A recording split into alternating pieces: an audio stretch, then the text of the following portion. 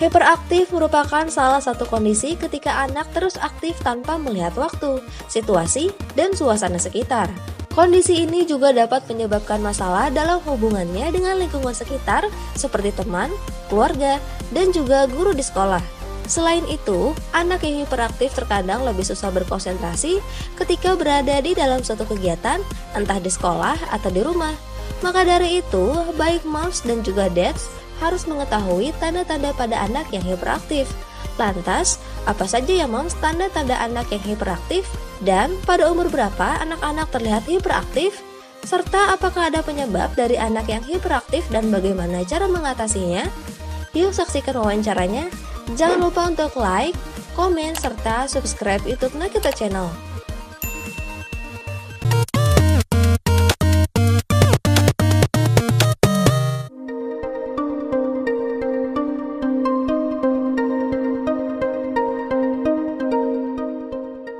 Hiperaktif ini sebenarnya dia itu kalau kita udah bilang hiperaktif bayi itu tuh sudah sebenarnya bagian dari dia tidak terpisahkan ya dengan diagnosa yang sering kita dengar nih, namanya attention deficit hyperactivity disorder atau sering kita sebut ADHD gitu. Jadi kan karena banyak ya orang bilang hiperaktif. Nah padahal kalau udah kita bilang hiperaktifnya ya udah melebihi batas normal ya berarti sudah masuk ke dalam diagnosa dong gitu ya hiperaktif. Nah ciri-cirinya tuh apa aja? Beberapa sih ciri-ciri hiperaktif ini ya. Kalau berdasarkan kita bilangnya DSM gitu ya. DSM itu diagnostik statistik manual of mental disorder yang kelima. Seringkali tidak bisa duduk dengan tenang ya. Jadi kalaupun duduk dia selalu bergerak-gerak terus. Kemudian meninggalkan bangkunya, meninggalkan kursinya di situasi yang sebenarnya harus duduk gitu. Terus ya kayak misalnya meninggalkan kursinya di kelas, meninggalkan kursinya di tempat kerja. Jadi orang dewasa juga ada yang ADHD ya. Kemudian seringkali lari, memanjat di situasi yang seharusnya tidak sesuai lah untuk melakukan hal itu. Kemudian seringkali sulit untuk bermain atau engage dalam aktivitas dengan tenang ya. Seringkali terlihat itu kok kayaknya nggak capek-capek ya. Nah di restoran gitu kayaknya lama nggak bisa duduk selama beberapa waktu, selalu aja bergerak gitu. Ada juga yang seringkali bicaranya terlalu banyak, terlalu cepat. Kadang juga ada yang memberikan jawaban tapi padahal belum selesai pertanyaannya gitu. Jadi impulsifnya apalagi sulit menunggu giliran gitu. Ada lagi seringkali menginterupsi omongan orang lain atau seringkali memotong gitu kali ya, mau antrian, mau omongan, atau kalau misalnya seringkali merampas kayak gitu. Nah itu sih kadang-kadang yang hiperaktif ya, hiperaktif dan impulsif.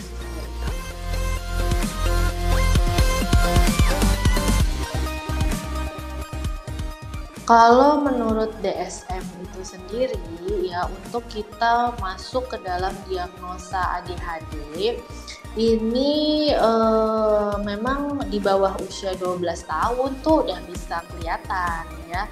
Di bawah usia 12 tahun itu udah bisa kita diagnosa dengan ADHD. Nah, tapi yang terlihat dari orang tua itu mungkin memang perlu hati-hati nih, apakah anak ini sudah masuk ke dalam ADHD atau memang dia usianya itu masih usia yang ya wajar ya mengeksplorasi lingkungan melalui gerak badannya, melalui motorik kasarnya kayak gitu.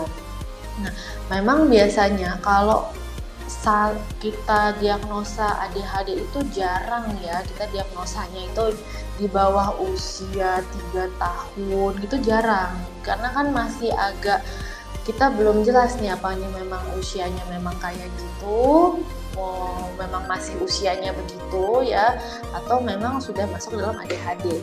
Tapi kalau yang ADHD-nya itu kita bilangnya cukup berat, nah itu biasanya lebih mudah tuh diagnosanya dari kecil. Cuman kalau ADHD-nya itu ya kita bilangnya mild, moderate, nah itu agak susah ya untuk didiagnosa di 3 tahun ke bawah. Walaupun tetap sebagai psikolog ya ahli gitu kita bisa melihat ada kecenderungan ke situ. Mungkin itu ya kalau 3 tahun sih, dan itu mild atau moderate kita bilangnya kecenderungan ke ADHD. Jadi belum bulat gitu diagnosanya.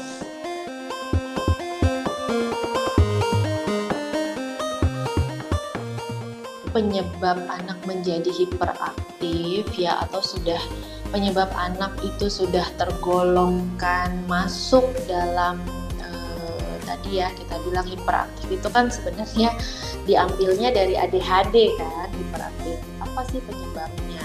Nah kalau sejauh ini penyebab ADHD itu memang kita bilang ada kondisi di salah satu bagian atau beberapa bagian brain dia yang berbeda dengan kondisi anak-anak yang tipikal atau kondisi orang-orang yang tipikal. Jadi kalau dibilangnya penyebabnya apa, ya kita bisa bilang ada interaksi, ada proses pada brainnya dia, pada otaknya ini yang berbeda kalau dilihat pada anak-anak yang tipikal. Nah, proses di dalam brainnya ini apa yang berbeda? Tentunya ini dokter ya yang lebih bisa menjelaskannya. Tapi ada sebuah kondisi lah pada brainnya ini yang akhirnya menyebabkan dia ini sulit untuk menahan gerakannya, menahan impulsifnya, juga mengatur kemana dia harus membagi perhatiannya.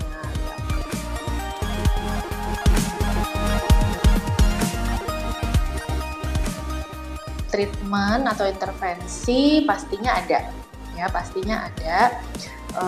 Lagi-lagi kalau dia sudah didiagnosa ADHD, ini jadinya berubah dalam arti kata pola hidup si keluarga ini, bukan cuma anak ini aja ya, pola hidup keluarga ini jadinya berubah. Kenapa seperti itu? Karena kalau kita sudah punya anak dengan ADHD atau misalnya kita sendiri dewasa dengan ADHD, itu pastinya intervensinya beberapa membutuhkan obat, beberapa ya, nggak semuanya. Tapi sebagian besar ya, beberapa sudah membutuhkan obat, terutama kalau yang parah, severe gitu. Jadi ada pendekatan farmasinya juga gitu. Kemudian intervensi yang lain kalau masih kecil biasanya ditambah dengan terapi-terapi yang lain. Contohnya terapi okupasi ya, terapi sensori. Apalagi treatmentnya ada juga parent behavior management. Jadi orang tuanya kita latih untuk memanage perilaku anak dengan ADHD ini, gitu. Ya, jadi nggak cuma terapi aja anaknya sama ahli, tapi kan tentu anak ini akan lebih banyak di rumah sama orang tuanya. Orang tuanya ini harus kita kasih bekal gimana caranya memanage perilaku dia. Bagaimana bukan cuma memanage perilaku dia, karena seperti tadi yang saya bilang, anak ADHD ini kan ada impulsifnya juga ya secara emosi. Kemudian juga fokusnya juga beberapa ada yang kurang panjang gitu. Nah, ini yang kadang orang tua tuh butuh punya kemampuan untuk memanage perilaku anak. Makanya orang tuanya perlu dilatih dalam parent behavior management training gitu. Habis itu yaitu terapi sensori untuk lebih mengintegrasikan sensori anak ini. Kadang juga dibutuhkan juga kerjasama dengan guru olahraga gitu ya, guru private olahraga. Jadi apa? PT ya, personal trainer. Karena salah satu penelitiannya adalah kalau kegiatan fisiknya bagus, anak ADHD ini fokusnya juga jadi lebih bagus, aktifnya juga jadi lebih bisa kita manage ya. Jadi ya memang satu tim kalau untuk anak itu ADHD dengan diagnosa ADHD. Nah, itu dia Moms jawaban seputar penyebab, tanda-tanda, dan bagaimana cara mengatasi anak yang hiperaktif. Saksikan wawancara eksklusif lainnya hanya di YouTube Nakita Channel. Sampai jumpa di video selanjutnya.